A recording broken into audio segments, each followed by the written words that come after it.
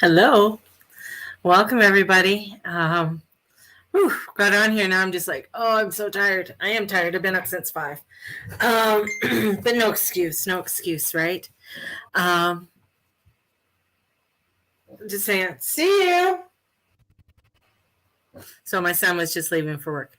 Yeah, it's a crazy day. Mercury went retrograde. Jupiter went into Aries, and the world is still here. So the world is still here. I find it interesting when you listen to the news or you hear the news and it's always giving the same, you ask a question and then different news outlets give the same answer. And I find that very interesting in that. And Neptune is still in Pisces, so Neptune does control the media. So on what you hear and the illusions of what you hear. Now Jupiter is gone and going into Aries. And Mars is still there. Now, one of the questions that I heard is still in Pisces. Anyways, one of the questions I just heard and was they're asking about the cost of the war. Like, how much is this costing the tax per people? And this was one, it was asked in the UK and it was asked in the United States to two different people, right? And they each had the exact same answer. So when you start seeing this, I mean, we've seen this before, they've done this before, where every single news outlet was going to give you the same information and it's not going to falter. They ended up talking about how much it's costing Russia. And I'm just like, okay, but that's not what the question was. That's not what was asked. So I find that very interesting when you hear that, more and more, and you're going to be starting to hear a narrative of how much it's costing Russia, how much it's costing Russia. What is the loss for Russia? It's not asking about what is lost for the taxpayers here in the United States or in Canada or anywhere else or the UK. It's going to talk to you about another narrative. It's going to lead you off track and say, well, this is how much it's costing them. And the other one is about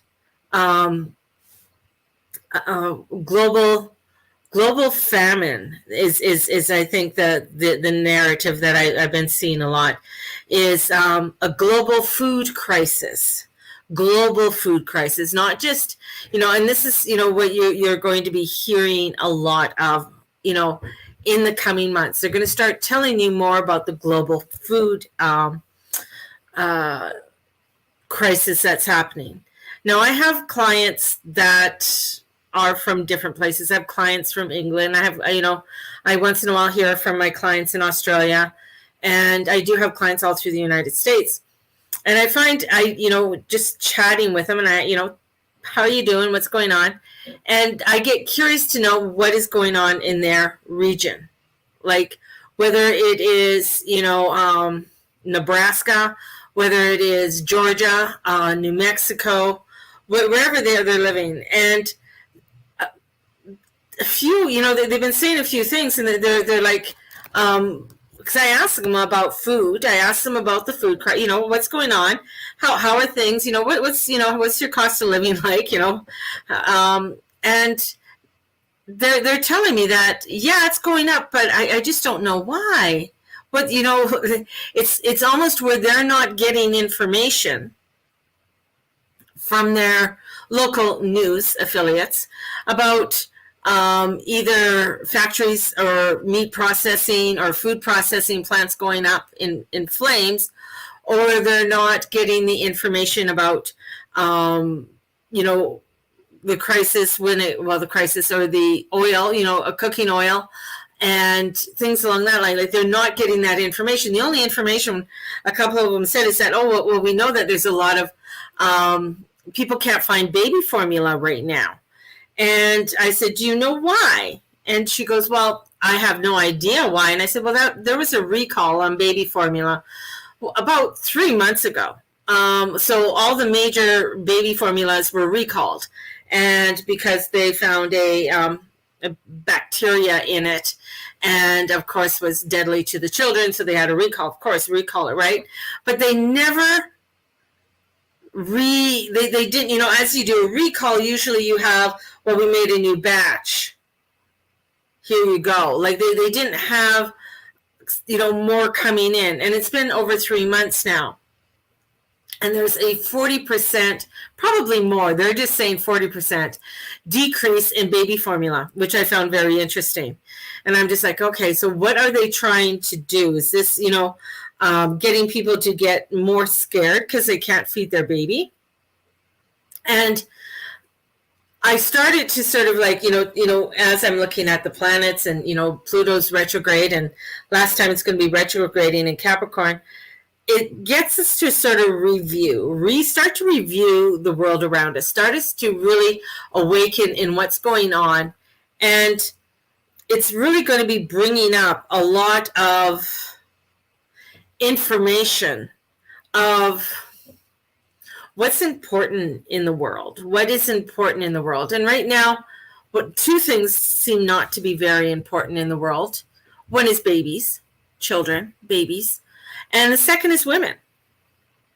We're starting to see a age when women and children weren't really thought of as being something that is needed or something that is a commodity that you could bargain with. And I think when you start seeing things like that in the world, this is where society starts to really crumble. And this is where we really have to really look deeply into our morals, into the truth, and bring in a deep spiritual practice. Everywhere that, parts of the Quran that I have read, it's a very empowering book for women. It really is. Muslim women that I spoke to, and who have really read the Quran, it gives women power. Women are important, and women should be upheld. And women are a center for not only the family, but that of society. And even within the Bible, women are important. And bringing up, that in order for a family to grow, to prosper, you need women. Within the Jewish community, especially the Orthodox, within the Orthodox Jews, the elder men really actually keep track of the women's menstrual cycle, because it is because of World War II and the Holocaust. Many Jews were killed, so many family lines were decimated. So it's important to reproduce. It is important to reproduce, to carry on that lineage, that line of family, of tradition, and for it to continue on. And so for many of them, they have kept track of women's cycle, and they've found in the last while, especially since 2019, 2020, and going into 2021, and even today into 2022, that they found that many women's cycles have been going, they've been missed. Many, they've been reporting that they've been having abdominal problems and things like that when it comes to the uterus. And I feel like there's a lot that's coming up that seems to be dismissing, putting things aside and hiding it away, that we don't want to talk. We don't want to talk about, women. We don't want to talk about women's rights, and we don't want to talk about women being that individual. Women only got the vote in the 20s. And back in the 20s, that women were starting to be considered not property. And that many times women were left in wills, that you would will your wife to your brother or to somebody else so that they would take care of her. Women could not have credit cards until, till the 70s. That's when women started to have credit cards in their own bank accounts. And even holding a job and having a job and being able to have a job and even take leave, knowing that, being able to have a job and take time off to take care of your babies is important. And I think as a moral compass within our society, and this is part of this wake-up call that we're entering into, is to begin to look at our moral compass on the importance of our society and what is important. Family is important. A family unit, however you want to describe the family unit, but having support of that family unit is very important. Making sure that you have positive female role models is another importance to our society, and bringing that to the forefront. Bringing it to the forefront for many who have fought and who've changed themselves to fences for women to have rights, who starved themselves for women to have rights. It wasn't until 1957 women were stopped being institutionalized for being in menopause, for having hysteria. So we haven't had a very long time in us coming forward in voicing our opinion, being able to hold office, being able to stand up and have our voice be heard. And I feel like this is a transformational time of really starting to come together, of allowing ourselves to say, I need to have a stand, I need to stand up.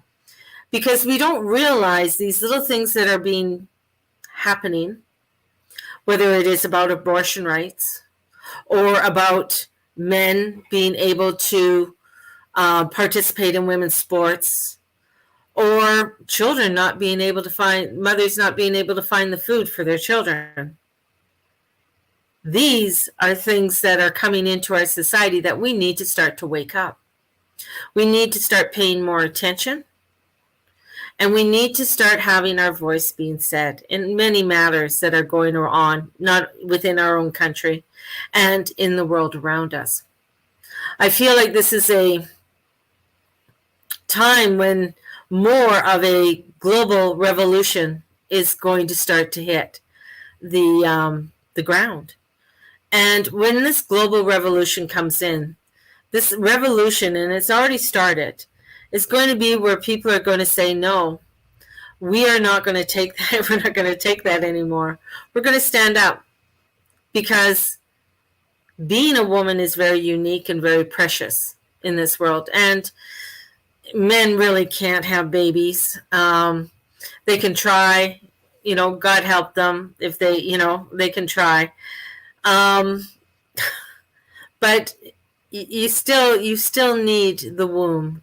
You still need that void. You still need that energy of the divine goddess.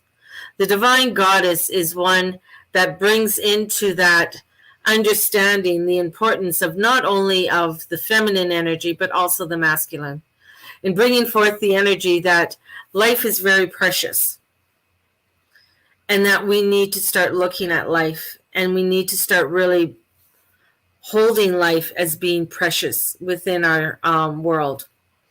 And that means taking a look at things that are important to you in your own life. I find as Jupiter goes into Aries, is really getting us to look at things in new ways. That's what it's going to do. It is going to have us take a look at what's really important and what isn't important in our life. Is it that we keep on mining or digging in this area because everybody else is, yet that's not where we want to be? This is where we might be feeling something that we want to live for, and we have to let go of things that are not within alignment to us, things that are not good for us, yet we still continue them on. I find that, excuse me, that it is going to be frustrating, that we're going to be going through a frustrating time, especially with over the next 3 weeks with Mercury retrograde and with Jupiter going into Aries. I feel like we're going to be finding it a little bit uneasy, feeling a little bit crazy. And it's going to be where this is where we're going to be learning to end what we need to end. And I think that's part of the frustration that we might be feeling, and where we need to start standing up and saying what is in our hearts and knowing what is in our truth. So there's some big lessons that are coming up, and I think big lessons not only for us as individuals, but big lessons coming up in the collective.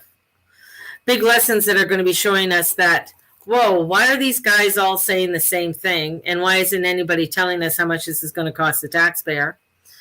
And why are they pushing us so much towards something that really nobody wants to do? Nobody wants to go to war. The only people that want to go to war are the guys who are making the ammunition and the ones who are invested in it. But nobody else does. This is really a time of awakening and really thinking about it. I think even with people who are, wearing the Ukraine flag and colors and stuff like that, why is this such a push, and why didn't they push the one to free Yemen, or push the one to really free Afghanistan? This is where we have to really start taking a truthful look at what is going on in our world. And I feel like this is really going to be a time of such awakening for people. And their reality is, it's going to be shattered, really going to be shattered. And I feel like we're almost back to a ground zero of having to redo everything and reinitiate a society. And I think that's what we're going to be doing over the next 12 to 18 years, is that we are going to be reestablishing a new society that of what we want to grow and how we want to grow within this society, for what we have and what is around us, even though we can't see it right now. It's not ending now or next week, but it is slowly crumbling and falling away from us. And this is where now we have to step into a newer light, a new way of thinking, a new way of doing, and being inspired, and taking that by the horns, hence we are in Taurus, to step into this newness and begin by shining our light and our truth and bringing forth our own divine sovereignty and uniqueness. And I was listening to Jordan Peterson, and I know some people like him, some people don't, but I find him absolutely fascinating. I really do. And I, when I sit there and I listen to some of the things that he says, they're just like, wow, yeah, that makes so much sense. And he was having a conversation with a young girl, and she was saying how much, all, the patriarch, all these men have power. And he said point blank, he goes, it's not all men. It is a very few select men who actually have power. For it is more men that are in prison, more men commit suicide, more men don't speak up about the kinds of abuse and atrocities that do happen to them, and more men take labor jobs than women. And he was talking about this, and I found this, I know it's sort of going on so many different topics, but I found this fascinating, when he was talking about it, because it's like, we get an idea and we are told this over and over and over again. This is what it is. It's all because of these, of the patriotic system of these men. But it's only a small number. So why are we taking that small number? And that's, again, we're going back into, okay, now I understand why they have me bring this up. It's, again, we go by a small number of people, say, well, this is the way we're supposed to be doing it. It's not for the whole collective. It's not for the whole of the people. It is only for a small collective that is going to benefit from it all. And that's what we got to start looking at, because things we know are not equally distributed within the world. Will there be a time that it is?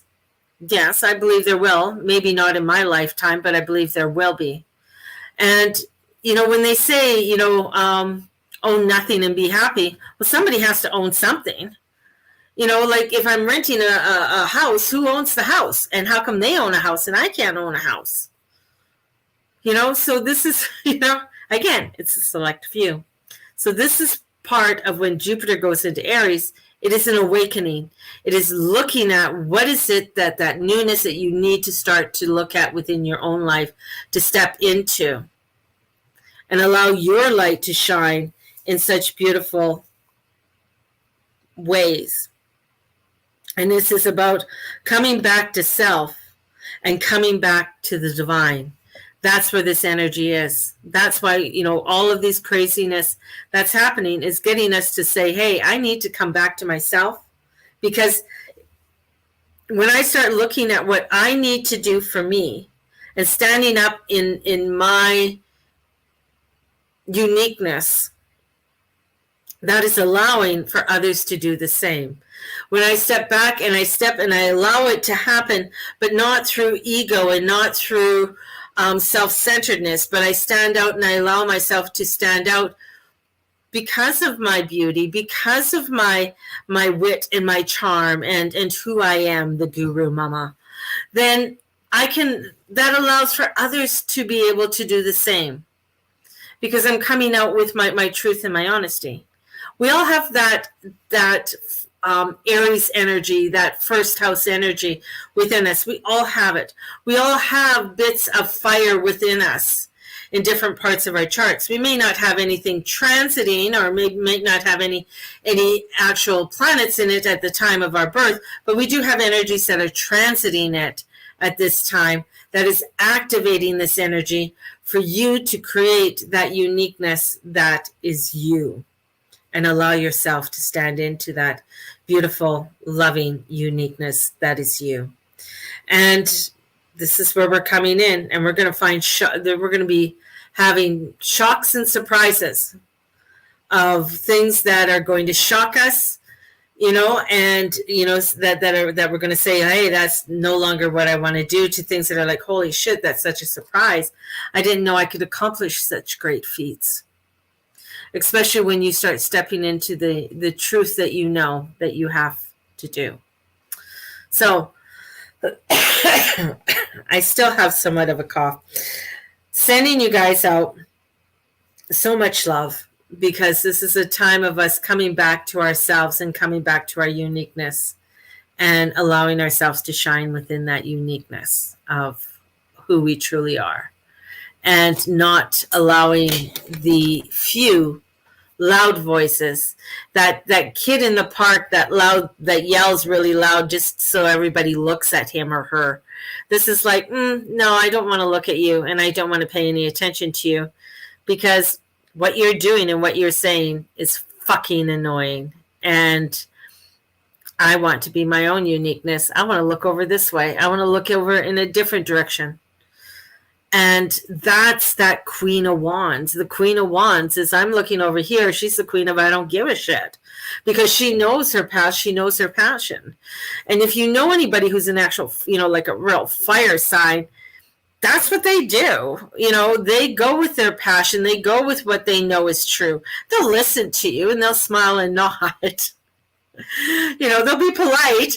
That's what they do, but they will go off, that Aries will start off and be that spark, and that, when we come into the Leo, the heart, here we are, the heart, and with the Sagittarius coming in for the higher truth of what we are doing. What is the reason why? And holding people accountable. That's what Sagittarius do. God bless the Sag. Holding people accountable for their shit. But that's what they do. That's what the fire does. And now we're coming into a time where we have to hold ourselves accountable. We have to stand in our true selves in our heart. And we have to be that spark that initiates the truth, the love, the joy, and the vibrations that we want to see in this world. And it's not easy. It's not an easy feat. I know it's not an easy feat, and I know many of you are tired, and you're tired of all of this kind of energy, and you're tired of hearing all this fucking bullshit, and don't want to hear anything more about the food crisis, don't want to hear anything more about the supply chain, don't want to hear anything more about the war. I just want to live my life. Then live your life. Live your life. Live it to the fullest. Live it to the brightest. Step up and be that darling that you are. and stand into your desires. Unknown caller. But don't sit there and complain about it. We need to start making the change. Change is action. That's what fire is. Fire is action. And we're stepping into a lot of action. And we're stepping into a lot of people with, Aries is also rules the head. So we're stepping into a lot of ego. And a lot of people are going to be up here with their ego. But we got to drop down here into our heart, into our centerness.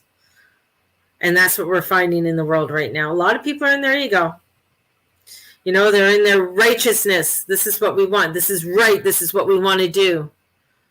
And, when you step back and you really look at the truth of the matter, it's like, no, not really, honey. I thought when I was listening to the Roe versus Wade, just a little bit on the abortion, and I remember years ago when women had to sneak out of Ireland to go to England to get an abortion. And, and they actually had to sneak out because if your parish priest called the airline, they wouldn't allow you to board. So you'd have to come back home. And then they would send you to a nunnery or someplace if you're, out of wedlock, or force you into a marriage, that you didn't want to be in. And I feel like there's so many circumstances for people, for women. And I don't think anything should be forced upon anybody. That included, not only with abortion, but that includes people who got the shot and got the elixirs. They should not have been forced to get them. It's like if you want to go to Tanzania, yeah, you have to be vaccinated to go there, but it's your choice. Your choice. You're going to Tanzania. You can get malaria or you can get the Malarian shot. It's up to you. But we know that when we've got the Malarian shot, I'm not going to get malaria, right? Or typhoid or anything like that. I know when I get that shot and I go there and I'm in the middle of the jungle, I know I'm going to be safe. But it was my choice. Same with everything else. This is coming into my choice. I'm not going to yell and scream and make everybody else to believe the same thing. If the woman across the street doesn't believe in that, then she has that right, and that's what's so beautiful about it.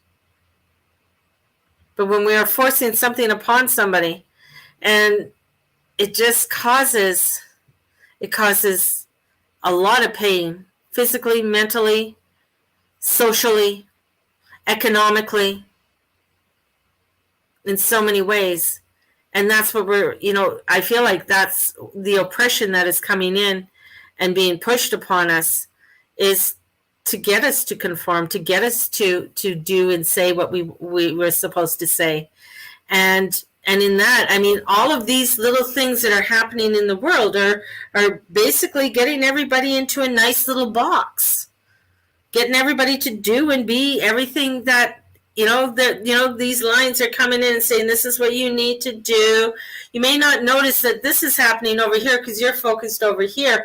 And then something over here is happening, you're focused over here. You're not noticing all the other things that are coming in to push us into being ununique, to being the same, to being conformed. There's a reason why people rebelled against the church. It is that conformity. It's like, no, I want to be with my uniqueness. I want to be able to allow myself to have sex on besides Monday to Friday. I want to have sex on Saturday and Sunday too. But the church, they denounced it for many years. Wanting to be a part and scrutinize everything in your life. No. Yet they go ahead and do what they want to do, right? Double standard. So this is a time of awakening, of standing in our power, of standing in our truth and our light and our divinity. And as we are going forward, and Jupiter will be going, meeting up to Chiron, and then he's going to retrograde back into Pisces. So we have this time of, okay, let's start something. Let's begin to create something. Let's really look into the things that are deep and meaningful to us. and step forward in creating a stronger society, a society that supports and loves one another and allows us all to be within our uniqueness. And I think that's what's so beautiful. And that's part of what this light is coming in for us to be able to do and manipulate. So on that note, I'm going to love you and leave you. I'm going to send you guys out with so much love. And stand in your light, stand in your truth. You guys are all such awesome, beautiful spirits. And thank you for being a part of my community. Thank you for just being you. Thank you, thank you, thank you. If you're wanting to be join me with the 3 workshops, there's the shamanic workshop, the spiritual cleansing, and the karmic release. 3 workshops for $200. It's, and if some of you might be signed up for 2 out of the 3 already because you bought them through the Christmas sale or through the auction, and you just want to do one of the classes, let me know, because I can cut you a deal. Oh, something's just so I can cut you a deal if you're interested in just taking, say, the shamanic class or just wanting to take the karmic release class. So let me know. And I always want to make it as easy as I can for people to do what they need to do. Have a blessed one, and we will talk to you guys tomorrow. And if you want to buy me a coffee, please do. I've been up since 5 a.m. this morning. So another coffee would be great right now. So blessings, everybody. Bye-bye.